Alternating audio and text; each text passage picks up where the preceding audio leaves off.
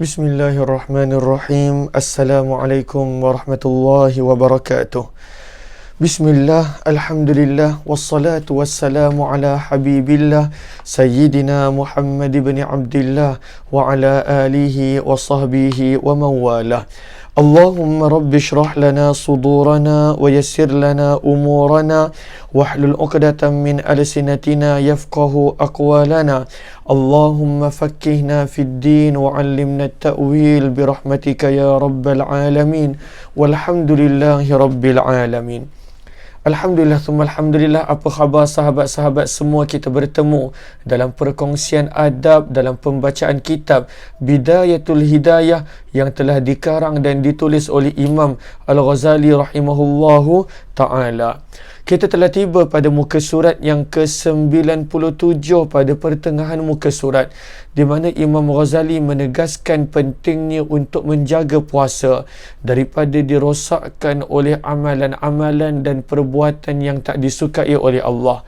Sebab itu kata Imam Ghazali pada perenggan yang keempat pada muka surat yang ke-97, mohon sahabat catatkan muka surat 97 pada perenggan yang keempat yang ada dalam kitab Bidayatul Hidayah. Kata Imam Ghazali, dan janganlah engkau menganggap bahawa puasa itu sekadar meninggalkan makan, minum dan bersetubuh sahaja. Banyak orang ingat apakah puasa? Tak makan, tak minum, tak bersetubuh maka dah puasa. Tetapi kata Imam Ghazali, tetapi puasa adalah lebih luas daripada itu. Berkenaan tentang pentingnya untuk menjaga puasa, sabda Nabi SAW dalam hadis riwayat Ibnu Majah dan Ahmad, kam min shaim laisa lahu min siyamih illa al-ju' wal 'atash. Berapa banyak orang yang dia sangka dia berpuasa, namun ia tidak dapat apa-apa daripada puasanya itu kecuali hanya lapar dan dahaga. Lalu maksudnya tak ada apa-apa manfaat. Walaupun dia tak makan, walaupun dia tak minum, walaupun dia tak membuat perkara yang membatalkan puasa, namun daripada sudut ganjaran dan pahala tak ada apa-apa. Kenapa? Lalu Imam Ghazali terangkan pada penghujung perenggan muka surat 97, maka kesempurnaan puasa itu bahawa engkau menjaga seluruh anggotamu. Jaga seluruh anggota, bukan sekadar tinggalkan makan minum sahaja. Jaga daripada apa anggota kita? Daripada membuat sesuatu yang dibenci Allah. Maka engkau, maksudnya meninggalkan maksiat, adalah kesempurnaan puasa. Kata Imam Ghazali, maka engkau mesti menjaga mata daripada melihat perkara yang haram, dan mesti menjaga lidah daripada berkata perkara yang haram, menjaga telinga daripada mendengar perkara yang haram, kerana orang yang mendengar benda yang Allah tak suka, kerana orang yang mendengar, orang yang mengumpat adalah dosanya sama seperti mana orang mengumpat. Banyak orang sangka waktu itu, saya tak mengumpat, saya dengar je, maka pada waktu itu tak berdosa. Tidak. Orang yang pada waktu itu terlibat sama mendengar perkara yang Allah tak suka, seolah-olah dia berkata perkara tersebut. Lalu Imam Ghazali membawakan dalil. Kata Imam Ghazali, maka orang yang mendengar mengumpat adalah sama dosanya dengan orang yang mengumpat itu, dan orang yang mendengar dikira sama hukumnya dengan orang yang mengumpat kalau dia tidak mengingkari, dia tidak bersetuju dengan umpatan tersebut. Begitu pula, hendaklah engkau menjaga seluruh anggotamu seperti engkau menjaga perut dan kemaluanmu. Lalu, sangat penting pada waktu itu jaga anggota tubuh badan yang lain daripada melakukan perkara yang Allah larang. Dalam hal ini, sabda Nabi SAW, khamsun yufattirna siyam al-kadhib wal-ghibah wal-namimah wal-nadharu bisyahwah wal-yaminul kadhib. Sabda Nabi SAW dalam hadis riwayat Ad-Dailami dan juga dalam Musnad Firdaus, 5 perkara yang pada waktu itu membatalkan pahala puasa. Rosak pahala dia. Walaupun dia tak perlu qada puasa dia, namun rosak pahala dia. Apakah dia? Berbohong, mengumpat, membuat fitnah, melihat perempuan yang bukan mahram dengan syahwat, dan sumpah yang palsu. Sabda Nabi SAW menceritakan tentang puasa dan apa yang boleh merosakkan puasa pada riwayat yang berikutnya. Innamas sawmu junnah. Sabda Nabi SAW, hadis riwayat Bukhari, kita baca terjemahannya, hanya senya puasa itu adalah perisai. Maka apabila seseorang kamu berpuasa, jangan dia berkata-kata yang tidak baik, seperti berkata-kata perkara yang lucah dan juga mengumpat, dan jangan ia membuat maksiat, dan jangan bertindak seperti orang yang jahil. Oleh kerana itu, apabila ada orang lain cuba mengganggu dia, memusuhinya atau memakinya, maka hendaklah dia berkata dalam hati kalau ia berpuasa sunat di hati, dan di mulut kalau berpuasa wajib, inni shaim, bahawasanya aku ini berpuasa.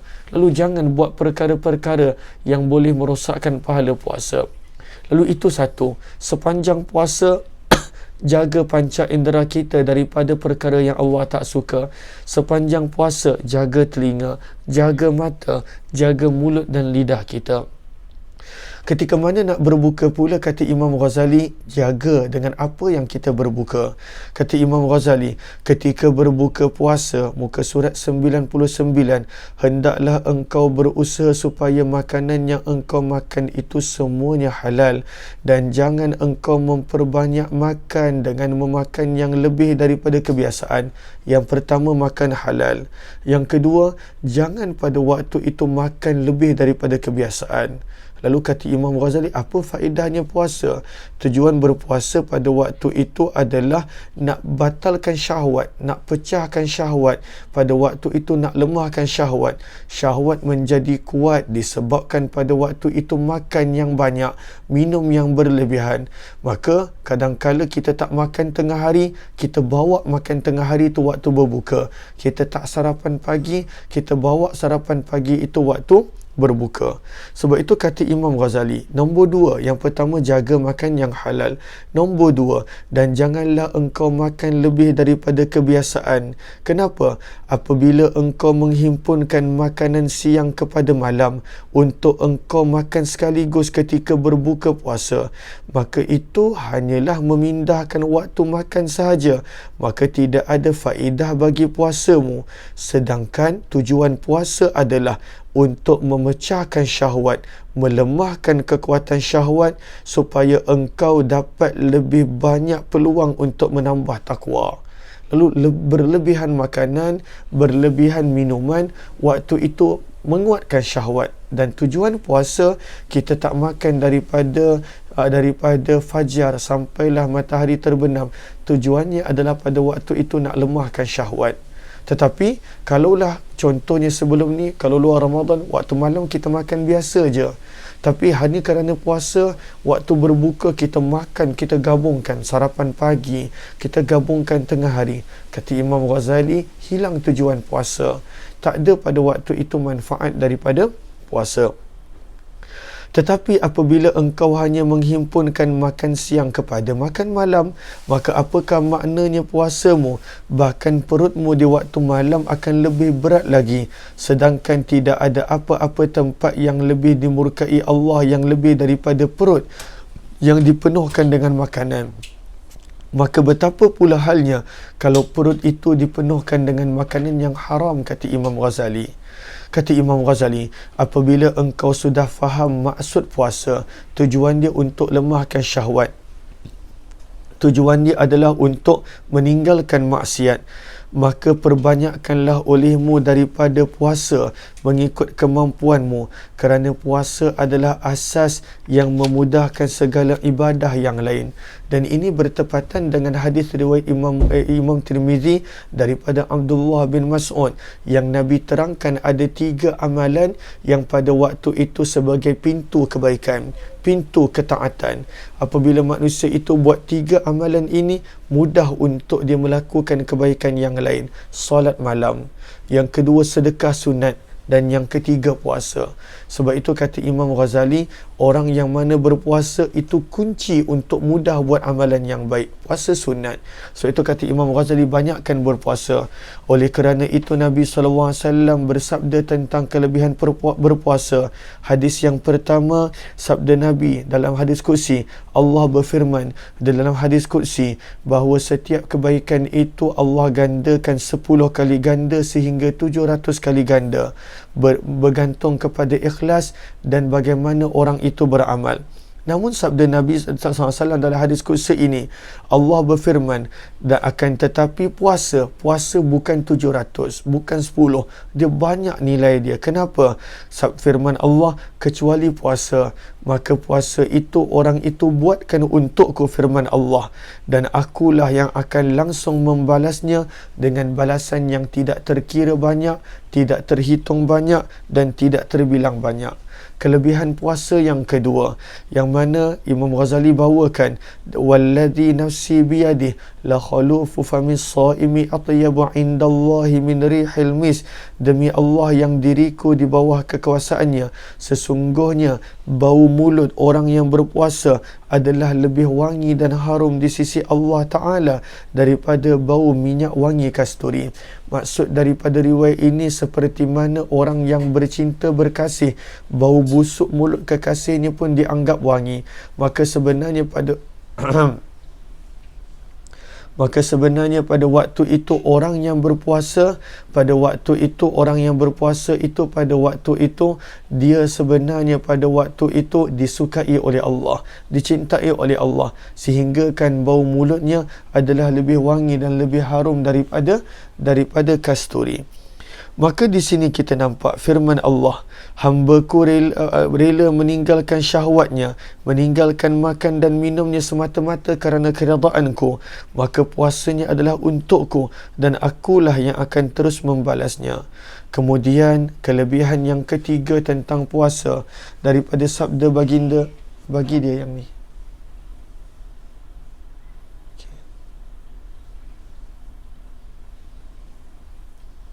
Okey, minta maaf sahabat-sahabat. Aisyah dia ni sikit. Dia ada nak sesuatu. Okey. Lalu riwayat yang ketiga tentang kelebihan puasa, sabda Nabi SAW, sesungguhnya di dalam syurga itu ada pintu yang bernama Ar-Rayyan. Masya Allah, kita semua biasa dengar hadis ini. Pintu itu tak ada yang boleh memasukinya, fala yadkhulu, tak ada yang boleh memasuki pintu itu illa as-saimun, kecuali orang yang berpuasa. Lalu kata Imam Ghazali di hujung bab berkenaan puasa, maka cukuplah bagimu wahai talib, ejaannya ta alif lam ba, memberi terjemahan penuntut ilmu, maka cukuplah untuk kamu wahai penuntut ilmu sampai di sini sahaja penjelasan yang pelbagai berkenaan tentang ketaatan yang merupakan panduan bagi permulaan engkau menjalani akan jalan hidayah. Lalu mula-mula nak mencari hidayah, buatlah seperti mana apa yang aku terangkan daripada waktu pagi sampai malam, daripada solat, daripada puasa. Lalu kalaulah nak tahu tentang zakat, sebab beliau tak sebut tentang zakat di sini, tentang haji, kata Imam Ghazali, apabila engkau berhajat kepada keterangan tentang cara mengeluarkan zakat, cara mengerjakan haji, atau engkau berhajat kepada keterangan yang lebih luas lagi berkenaan tentang solat dan puasa, maka hendaklah engkau merujuk kepada kitab kami yang lain, itulah yang tebal, Ihya Ulumuddin, menghidupkan ilmu-ilmu agama. Maka di sini berakhirnya bahagian pertama yang Imam Ghazali dah sebutkan pada muka surat yang Imam Ghazali dah sebutkan pada muka surat yang ke-9. Kan kita nampak di situ Imam Ghazali kata bahawa permulaan kepada nak dapat petunjuk, yang mana dalam bahasa Arab bidayatul hidayah adalah taqwa zahir. Bila seseorang itu bawa taqwa zahir dalam kehidupan dia, bawa amalan yang Allah nak dalam kehidupan dia, barulah penghujung dia, nihayatul bidayahnya adalah taqwa batin. Tapi nak dapat taqwa zahir ni macam mana? Kita baca pada muka surat yang ke-9, dua benda kena buat. Buat apa yang Allah suruh tinggalkan apa yang Allah larang. Lalu daripada muka surat yang ke-10 sampailah muka surat yang ke-101, ini semua apa yang Allah suruh, apa yang Allah nak kita buat. Lalu beliau terangkan, dan kita dah masuk kepada bahagian kedua, meninggalkan maksiat, benda yang Allah larang. Gabungan daripada ketaatan dan meninggalkan kemaksiatan, itulah dipanggil taqwa yang zahir, kata Imam Ghazali rahimahullah. Dan akhirnya barulah memberi kesan kepada hati yang dipanggil sebagai nihayatul hidayah, pengakhiran petunjuk, ataupun dipanggil sebagai taqwa batin. Kata Imam Ghazali pada muka surat 102, cara-cara meninggalkan maksiat, Masya Allah, yang mana ianya bukan senang untuk dilakukan. Kata Imam Ghazali, ketahuilah wahai penuntut bahawa agama itu terbahagi kepada dua. Taqwa zahir itu terbahagi kepada dua, meninggalkan maksiat, mengerjakan taat. Kata Imam Ghazali, meninggalkan maksiat sebenarnya lebih berat daripada mengerjakan taat. Kenapa? Sebab mengerjakan taat mudah, semua orang boleh buat. Solat semua orang boleh buat. Namun tidak semua orang boleh meninggalkan syahwat, boleh meninggalkan maksiat, kerana ianya hanya boleh dilakukan oleh orang yang benar-benar nak ataupun siddiqin. Sebab itu sabda Nabi SAW, al-muhajir man hajara su' wal mujahid man jahada hawa. Orang yang berhijrah sebenarnya adalah orang yang berhijrah meninggalkan maksiat. Masya Allah. Dan orang yang bermujahadah, yang melakukan pengorbanan yang sebenar adalah orang yang melawan hawa nafsu dia. Dia memerangi hawa nafsunya. Sebab itu pada muka surat yang ketiga, Imam Ghazali ajar dulu nak tinggalkan maksiat yang zahir, barulah kemudian nak tinggalkan maksiat yang batin. Apakah maksiat yang zahir? Beliau akan sebutkan bermula daripada muka surat 105. Kata Imam Ghazali dengan tajuk muka surat 103, cara meninggalkan maksiat yang zahir, iaitu maksiat pada anggota panca indera kita. Kata Imam Ghazali, ketahuilah bahawasanya apabila engkau melakukan maksiat, maka hakikatnya engkau melakukan maksiat dengan menggunakan anggota badan yang sebenarnya ianya nikmat Allah, pinjaman daripada Allah, amanah daripada Allah. Allah bagi pinjam, Allah bagi guna, Allah bagi bentuk nikmat. Kita pada waktu itu tak tunaikan amanah dengan kita buat maksiat. Al-a'yadzubillah. Kita khianat amanah dengan kita buat maksiat. Sebab itu kata Imam Ghazali, ketika mana engkau melakukan maksiat, maka sebenarnya engkau melakukan maksiat dengan menggunakan anggota badan yang merupakan nikmat Allah, anugerah kepada kamu, menggunakan amanah Allah yang diberikan kepada kamu. Jadi ketika engkau menggunakan anggota untuk melakukan maksiat, bererti engkau menyalahgunakan nikmat yang dianugerah, mengkhianati amanah yang diberikan. Lalu anggotamu adalah rakyat, sebenarnya diikut sahaja. Anggota zahir ni diikut, maka hendaklah diikut siapa? Diikut kita. Kita yang suruh dia buat maksiat, lalu dia buat. Sebab itu kata Imam Ghazali, maka hendaklah engkau berfikir baik-baik sebagaimana engkau sepatutnya engkau menjaga daripada buat maksiat anggota ini.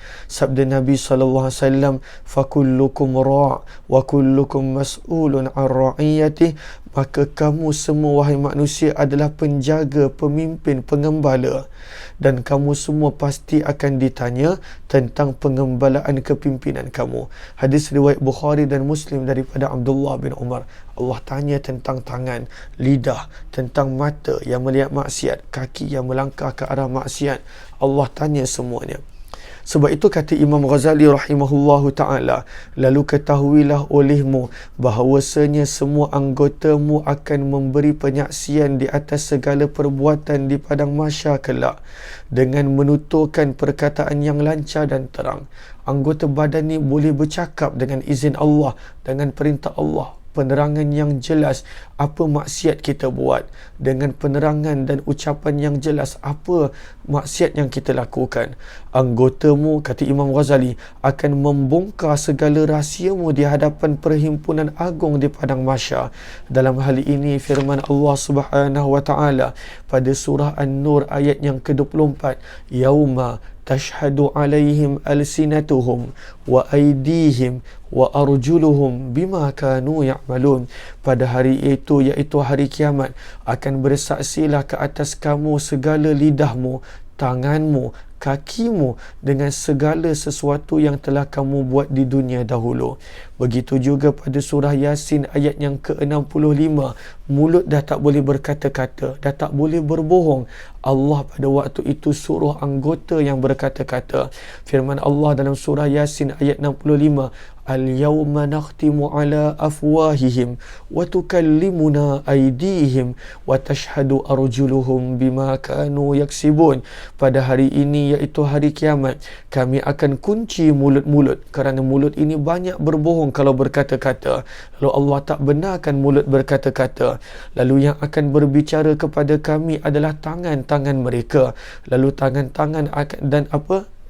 Lalu mungkin kita kata, siapa saksi kepada tangan? Dalam mahkamah mesti ada kena saksi. Firman Allah, dan akan bersaksi di hadapan kami kaki-kaki mereka terhadap apa yang mereka telah lakukan di dunia dahulu. Sebab itu kata Imam Ghazali, lalu sebelum tibanya waktu itu, tangan membongkarkan segala maksiat, kaki membenarkan kenyataan tangan menjadi saksi. Kata Imam Ghazali, maka jagalah baik-baik seluruh anggotamu, khususnya anggota yang 7 yang kita nak terangkan sekarang, bagaimana nak meninggalkan maksiat pada anggota yang 7 ini. Kerana pintu neraka pun ada 7, seperti mana adanya 7 anggota badan yang penting ini. Sebab itu kata Imam Ghazali, apakah 7 anggota badan ini? Mata, telinga, lidah, perut, kemaluan, tangan dan juga kaki. Muka surat yang ke-105 kata Imam Ghazali, bagaimana nak menjaga mata? Itulah yang pertama. Kata Imam Ghazali, mata sebenarnya diciptakan oleh Allah untuk dapat melihat. Kenapa kita nak melihat? Kenapa kita nak melihat? Sehingga engkau dapat menggunakan mata dalam menunaikan segala keperluan dan hajat. Dan engkau dapat melihat dengan mata ini apa? Keajaiban Allah, keajaiban alam, keindahan ciptaan Allah, langit, bumi dan juga haiwan dan sebagainya. Lalu bila mata ini melihat keajaiban alam, keindahan ciptaan Allah, maka engkau dapat mengambil pengajaran daripadanya. Sebab itu kata Imam Ghazali, jaga mata ini daripada perkara berikut. Yang pertama, jaga daripada melihat perempuan yang bukan mahram. Yang kedua, jaga daripada melihat perkara dan gambar yang lucah yang boleh membangkitkan syahwat. Yang ketiga, jaga mata daripada melihat orang lain dengan pandangan menghina. Al-'iyadzubillah. Itu menggambarkan sombong bila pada waktu itu kita pandang orang lain dengan pandangan hina. Walaupun dia buat maksiat, walaupun pada waktu itu dia melanggar perintah Allah, jangan dibenci orang itu, tetapi bencilah pada kelakuannya sahaja. Yang keempat, pada waktu itu melihat keaiban orang lain. Maka jaga mata daripada perkara-perkara ini. Panca indera yang kedua kata Imam Ghazali adalah jaga tangan. Kata Imam Ghazali, hendaklah engkau jaga telinga, minta maaf, yang kedua. Kata Imam Ghazali, hendaklah engkau jaga telinga daripada mendengar perkara yang pada waktu itu tak bagus, yang Allah tak suka, yang Allah murka. Bahkan kata Imam Ghazali, bukan mendengar perkara haram je, perkara yang sia-sia pun jangan dengar. Maka bahkan kata Imam Ghazali, apatah lagi mendengar kejahatan orang lain, keaiban orang lain. Kata Imam Ghazali, sebenarnya telinga ini diciptakan untuk apa? Mendengar Quran, mendengar sabdaan Rasulullah, mendengar hikmah-hikmah daripada kekasih Allah. Maka gunakanlah telinga untuk mendengar ilmu, sehingga dengan ilmu itu engkau boleh mencapai tempat tinggal yang kekal dan kenikmatan yang abadi di syurga. Gunakan telinga telinga untuk benda yang baik. Benda-benda yang negatif, yang sia-sia, bahkan dosa, tinggalkan. Kata Imam Ghazali, dan apabila engkau menyalahgunakan nikmat pendengaran seperti engkau mendengar perkara maksiat, maka bermakna engkau telah berlaku khianat terhadap dirimu sendiri. Engkau menyalahgunakan suatu alat yang sepatutnya engkau guna untuk mencari pahala dan keuntungan kamu. Muka surat 106. Kata Imam Ghazali, maka inilah yang dinamakan rugi. Kenapa? Sebab tak guna untuk buat pahala keuntungan. Lalu dia dengar perkara sia-sia, apatah lagi perkara maksiat dan dosa. Kata Imam Ghazali, dan janganlah engkau berkata bahawa dosa hanya sebab bila cakap je. Bila cakap mengumpat, itu baru dosa. Dengar mengumpat tak dosa. Maka kata Imam Ghazali, tidak. Dengarlah sabdaan Nabi berikut. Innal mustami' syarikul qail wa huwa ahadul mughtabain. Hadis riwayat Bukhari dan Muslim daripada Abdullah bin Umar. Sabda Nabi, sesungguhnya orang yang mendengar orang lain mengumpat, dia dengar, dia tak cakap apa-apa, dia diam tapi dia dengar. Sabda Nabi, dia adalah bersekutu dalam dosa, berkongsi dalam dosa dengan orang yang berkata perkara tak elok tadi. Sabda Nabi SAW, orang yang mendengar dikira juga salah seorang daripada dua orang yang mengumpat. Lalu walaupun kita kata kita dengar aja, tak cakap apa-apa, kata Imam Ghazali, mendengar dosa maksiat sama seperti berkata-kata tentangnya. InsyaAllah pada pertemuan yang lain kita akan sambung tentang menjaga lidah pula. Moga-moga bermanfaat. Kalaulah ada yang ingin untuk membuat pembelian kitab Bidayatul Hidayah ini, boleh tekan link yang ada di ruang komen. Kalaulah ada yang kali pertama join, jemput join Telegram channel Kuliah Ummah Aziz. Jumpa lagi pada pertemuan yang lain. Terima kasih di atas segalanya. Wabillahi taufiq wal hidayah. Assalamualaikum warahmatullahi wabarakatuh. Jazakumullahu khairan.